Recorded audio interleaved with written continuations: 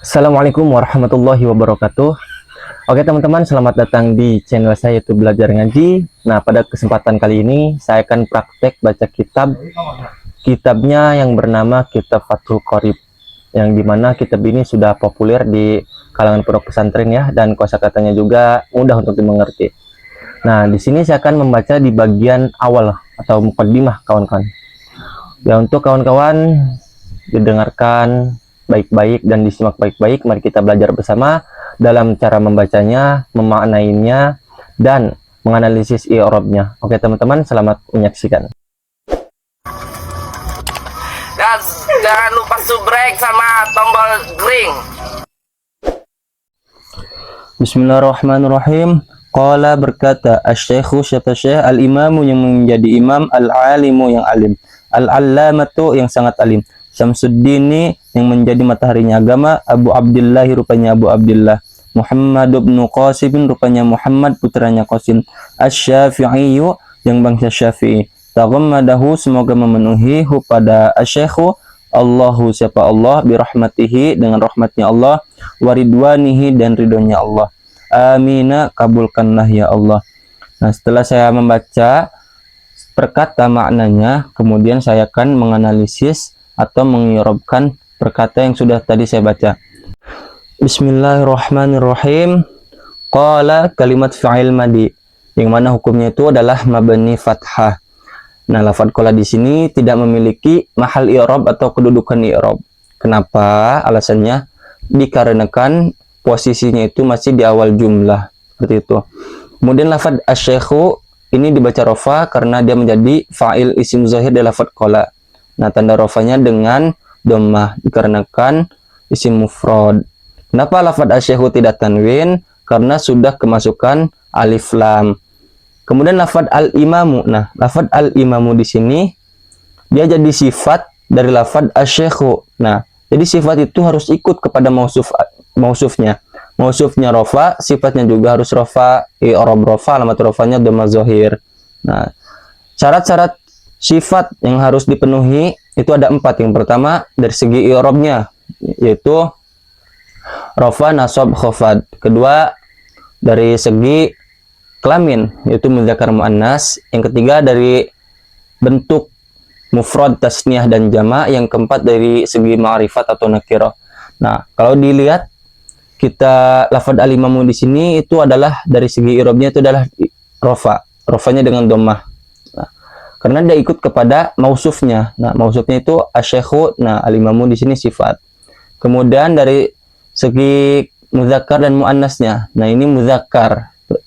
Al-imamunya asy-syaikhunya muzakkar, al-imamunya muzakkar. Jadi dia ini lafadz imam ini ngikut kepada asy-syaikhu.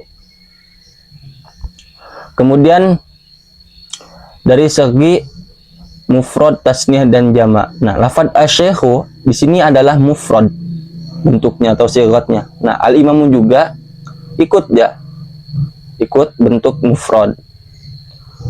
Kemudian dari segi ma'rifat nakirahnya. Nah, kalau asy-syaikhunya di sini sudah ma'rifatnya dengan alif lam. Al-imamunya juga sama, ma'rifatnya dengan alif lam. Dia sifat kepada asy-syaikhu. Kemudian lafadz al-alimu bisa menjadi ataf bayan atau sifat kedua dari lafadz asy-syaikhu. Jadi ataf bayan itu merupakan ataf yang dimana tidak melalui perantara huruf ataf. Kalau ataf menggunakan huruf ataf itu dinamakan dengan ataf nasaq. Nah, lafadz al-alimu ini bisa menjadi salah satunya. Yang tadi itu ataf bayan atau sifat kedua dari lafadz asy-syaikhu. Contohnya, saya mengambil posisi lafadz al-alimu ini sebagai ataf bayan. Maka al-alimu ini ma'tuf kepada lafadz al-imamu. Nah, jadi dia rofa karena ma'tuf kepada lafadz al-imamu. Seperti itu. Manakala saya jadikan al-alimu ini sebagai sifat kedua dari lafadz asy-syaikhu, maka lafadz al-alimu juga rofa. Rofanya dengan dhammah. Jadi ikut kepada mausufnya. Seperti itu.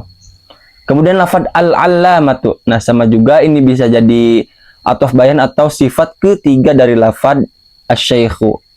Nah, al-allamatu ini sighatnya adalah mubalaghah, yang mana maknanya juga itu sangat. Kan tadi sudah dimaknakan, artinya itu al-allamatu yang sangat alim atau pintar. Nah, jadi maknanya itu adalah sangat atau menyangatkan ya. Nah, jadi kawan-kawan, taknya di sini itu bukan tak marbutoh, melainkan taknya tak mubalaghah. Nah, kemudian lafad Syamsuddin. Nah, Syamsuddin ini bisa jadi ataf bayan juga atau sifat keempat dari lafad asy-syaikhu.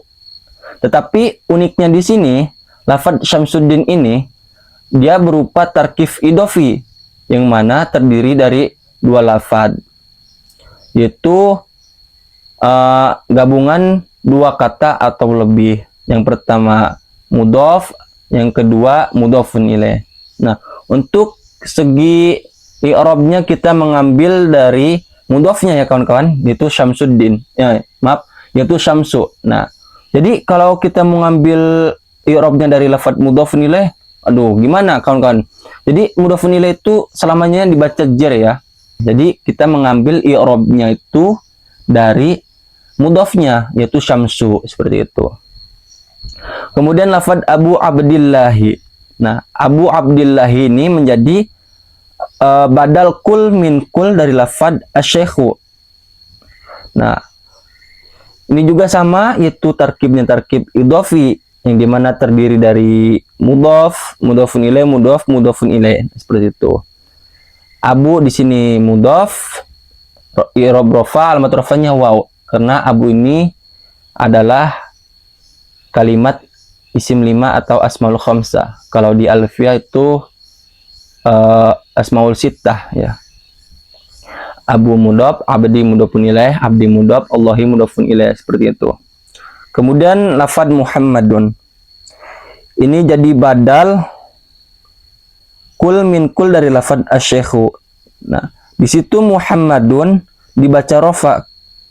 Loh, Muhammadun kok nggak alif lam? Kenapa? Nah, jadi Muhammadun ini sudah ma'rifat ya kawan-kawan. Ma'rifatnya dengan isim alam atau nama orang gitu. Jadi Muhammadun ini sudah ma'rifat. Ma'rifatnya dengan isim alam. Kemudian Ibnu Qasim, Ibnu Qasimin. Nah, jadi badal kul min kul dari lafaz Muhammadun. Nah, seperti itu. Ibnu di sini kenapa alifnya di situ dibuang? Karena digabungkan dengan lafaz Muhammadun. Jadi misalkan gini, saya menulis lafaz Ibnu Abbasin. Seperti itu. Sebelum lafaz Ibnu Abbasin, saya beri lafaz Abdullahi. Nah, itu alif di situ atau hamzah wasol ya. Itu harus dibuang, gitu ketentuannya. Jadi bacanya Abdullahi benu Abbasin. Nah, sama juga seperti ini. Muhammadu benu Qasimin, seperti itu.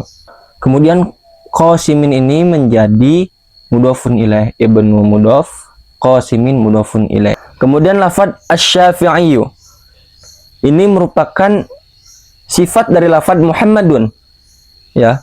Asy-syafi'i. Nah, kenapa di sini ada ya nisbatnya sih? Jadi gini. Jadi kalimat isim yang tidak dijadikan sifat, ketika hendak dijadikan sifat, maka harus dikasih dengan ya nisbatnya kawan-kawan. Kita harus menyesuaikan saja. Kalau muzakkar ya dikasih dengan ya nisbat saja. Kalau muannas dikasih ya nisbat plus taknya, seperti itu. Contoh saya ambil sifatnya itu muzakkar ya.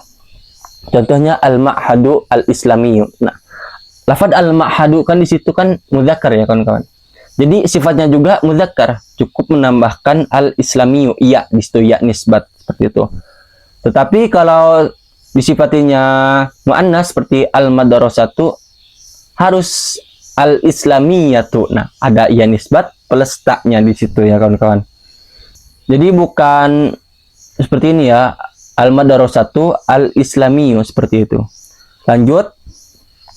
pada lafaz taghammadahullahu birahmatihi waridwanihi amina.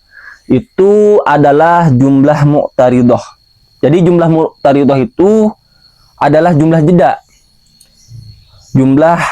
Jadi jumlah ini tidak ada terkaitannya dengan jumlah sebelumnya atau jumlah sesudahnya. Nah, setelah itu mari kita i'rabkan satu persatu lafaz taghammadahullahu birahmatihi waridwanihi amina itu. Taghammadahu. Taghammada di sini kalimat fa'il madi itu hukumnya mabni fathah. Dia mengikuti wazan tafa'ala, yatafa'alu tafa'ulan, itu bab 4 sulasi mazid warna kedua. Nah, taghammada tafa'ala seperti itu. Nah, kemudian hu di sini itu posisinya menjadi maf'ul bih muqaddam. Di sini didahulukan ketimbang fa'ilnya. Fa'ilnya itu diakhirkan. Itu hukumnya boleh. Ada di bait Alfiyah di bait ke 237 ada situ wal aslu fil fa'ili an yatisila wal aslu fil maf'uli an yanfasila wa qad yuja bi khilafil asli wa qad yaji al maf'ulu qabla al fi'li. Itu kawan-kawan baitnya itu. Jadi boleh maf'ulnya didahulukan, fa'ilnya diakhirkan. Kemudian Allahu di sini jadi fa'il muakhir. Nah, kan ini maf'ul bih kan hukumnya nasab ya kawan-kawan. Ini kenapa kok dibaca rofa? Jadi untuk tanda nasabnya itu dikira-kirakan saja kawan-kawan. Karena sudah kita ketahui bahwasannya isim dhamir itu adalah hukumnya mabani. Jadi gini kawan-kawan narkibnya itu. Taghammadahullahu. Taghammada kalimat fi'il madi mabni fathah zahir. Hu kalimat isim dhamir baris muttasil mansub mabni dhammah mahal nasab jadi maf'ul bih muqaddam. Allahu jadi fa'il muakhir. I'rab rafa alamat rafanya dhamma zahir. Seperti itu kawan-kawan. Boleh kawan-kawan tulis dengan versi bahasa Indonesianya tadi ya. Kemudian lafaz birahmatihi. Nah, menjadi jar majrur karena kemasukan huruf jar. Huruf jarnya itu ba dan hi-nya itu mudhafun ilaih dan rahmati itu mudhaf. Rahmati jar sebab huruf jar, hi-nya jar sebab mudhaf ilaih. Nah, dan ba di sini itu maknanya adalah ta'diyah seperti itu. Kemudian waridwanihi. Waridwanihi menjadi ma'tuf dari lafaz rahmati. Nah, jadi harus ikut ma'tuf, harus ikut kepada ma'tuf alaihnya. Ma'tuf alaihnya jar, ma'tufnya juga harus jar. I'rab jar alamat jarnya kasra zahir. Dan hi di sini menjadi jar sebab dia mudhafun ilaih seperti itu. Kemudian lafaz amina. Lafaz amina di sini merupakan kalimat isim fi'il amr. Takdirnya itu istajib, artinya kabulkanlah ya Allah. Nah, berbentuk kalimat isim tetapi maknanya perintah. Nah, mungkin itu saja yang dapat saya baca atau saya maknai dan saya analisis perkata. Apabila dari saya yang baca ini kurang tepat atau dari segi makna, segi i'rabnya kurang tepat juga, mohon di komen aja, nggak apa-apa. Saya terima kritikan dari para senior saya ya, supaya saya bisa meningkatkan tingkatan belajarnya lagi. Wallahu a'lamu bishawab. Itulah tadi praktek baca kitabnya kawan-kawan. Semoga kawan-kawan yang sedang menonton video ini ilmunya bermanfaat, dan bagi saya juga semoga ditetapkan istiqomah dalam belajarnya. Dan jangan lupa untuk kawan-kawan yang belum subscribe dulu supaya tidak ketinggalan videonya. Kemudian jangan lupa like, comment, and share-nya. Saya akhiri, wassalamualaikum warahmatullahi wabarakatuh.